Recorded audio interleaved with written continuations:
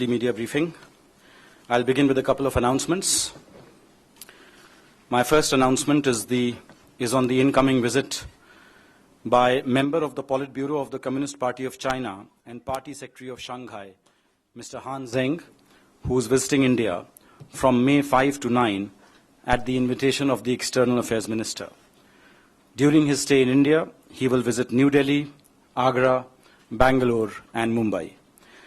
The visit is under the exchange program between the Ministry of External Affairs of India and the International Department of the Communist Party of China, in short MEA IDCPC.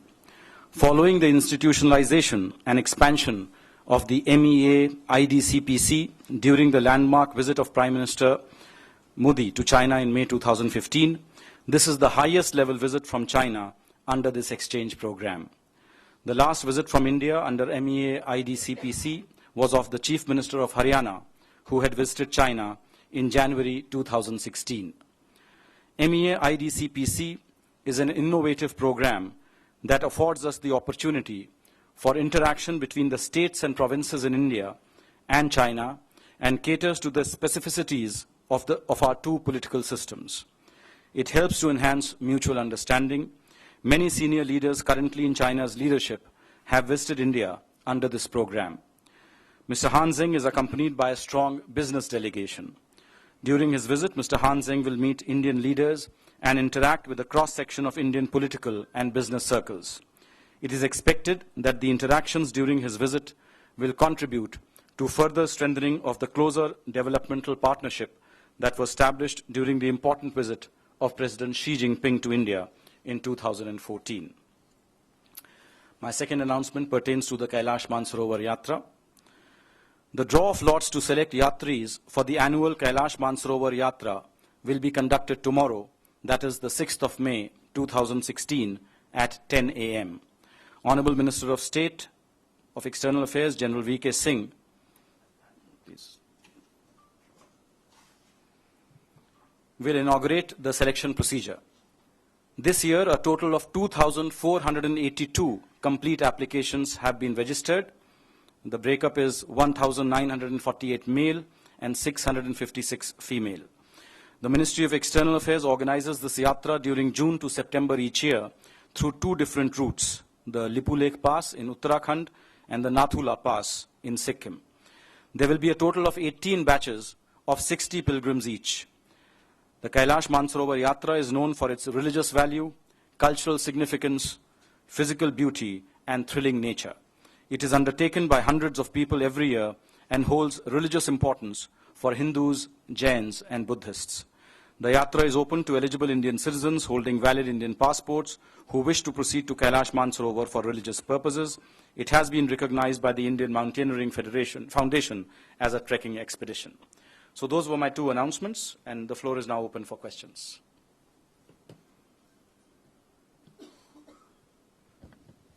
Arunim. So, there have been reports that in Nepal, the KPOL government is facing trouble with the UPC and MOIS planning to withdraw support and bring Prachanda as its leader. Again, today it is understood that they have backtracked on the whole thing. Can you please throw some light on what's happening? Well, as you know, these are internal political developments in Nepal. It would not be appropriate for me to comment on those. But of course, as a close neighbor, we are following the developments in Nepal very closely. Nainima. Sir, yesterday on this Augusta issue, CBI has said that they have written a letter to MEA on expediting the LRs to the 8 countries, and they're still awaiting response from 5 of them. Can you throw some light on it?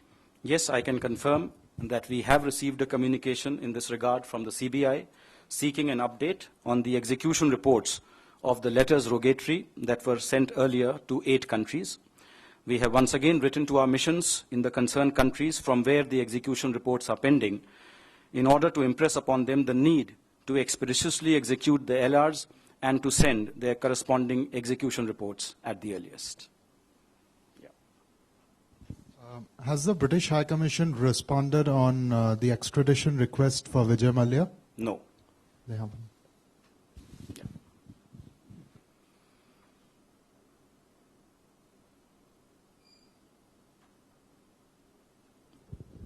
In Bangladesh, the Indian visa applicants, they have recently lodged an online petition complaining against the harassment they face in obtaining the electronic token system, which is apparently essential to get a tourist visa appointment.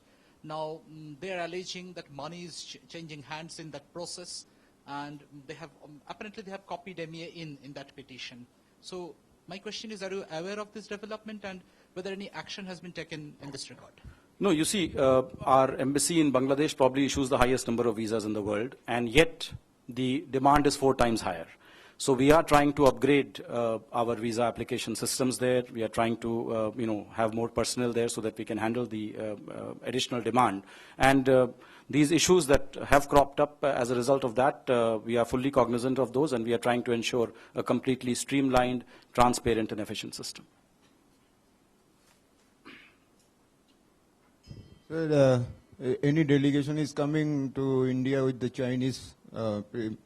As I mentioned, a strong business delegation is coming. What is the strong business member team? No, I do not have the details of the businessmen who are coming with him.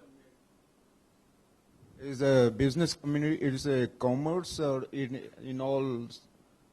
No, I mean, primarily, as I said, it will consist of businessmen who have interest in investments in India, in doing joint ventures in India and things like that. Obviously, the business delegation would include only those businessmen who have recognized the potential of India and are keen to explore business opportunities in India. Mr. Swarup, is there a heads of mission meet happening in Uttarakhand starting tomorrow or something? Well, as you know, every year we do have an annual Heads of Mission conference. So this year the conference is going to be held in Mussoorie. End of May. Yeah. Sir, Bihar Chief Minister Nitish Kumar has expressed his willingness to travel to Nepal with Prime Minister Narendra Modi on May 21st. Is there any program of Prime Minister to go to Nepal, and can you enlighten us about the Prime Minister's visit to Tehran? Insofar as the first part of your question is concerned, there are no immediate plans for the Prime Minister to visit Nepal. We are aware of the invitation that has been received for the conference in Lumbini, and the invitation is to some Indian cultural organizations also. We will be represented at an appropriate level.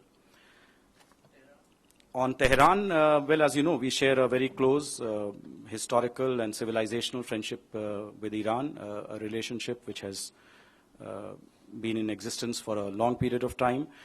Prime Minister had been extended an invitation by President Rouhani when the two had met in Ufa. Prime Minister had accepted that invitation in principle. We are currently in the process of working with our Iranian counterparts to work out the suitable dates. As and when I have something, I will inform you. Yes, good afternoon. We have seen the statement about the Italian Marine, and we would like to know if there is some other developments after that. No, there is no further development. As you know, the tribunal had said that both India and Italy should now approach the Supreme Court of India to relax the bail conditions for Sergeant Girone. That will happen in the near future. So the process is not started No, it will have. As I said, the verdict just came on Tuesday, and yes. Today is Thursday.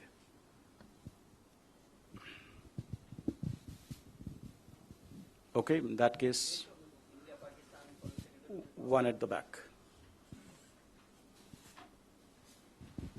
Well, this is your first appearance after the Dokun visa issue. What's your update about this closed-door meeting that was held in Dharamsala?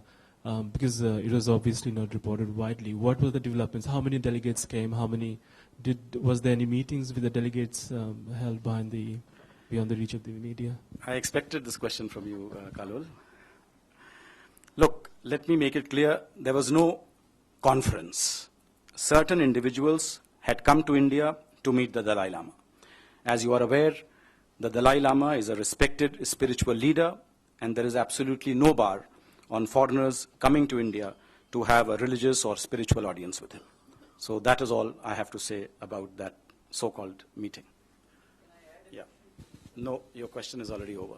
So would you like to share the name of countries, that are being, where we are sending LRs, basically? Yeah. Or we are sending, or we have already sent? I can tell you those names. Italy, Tunisia, Mauritius, Singapore, British Virgin Islands, UK, UAE, Switzerland. I think that has exhausted all the questions, so that concludes the press briefing. Thank you all.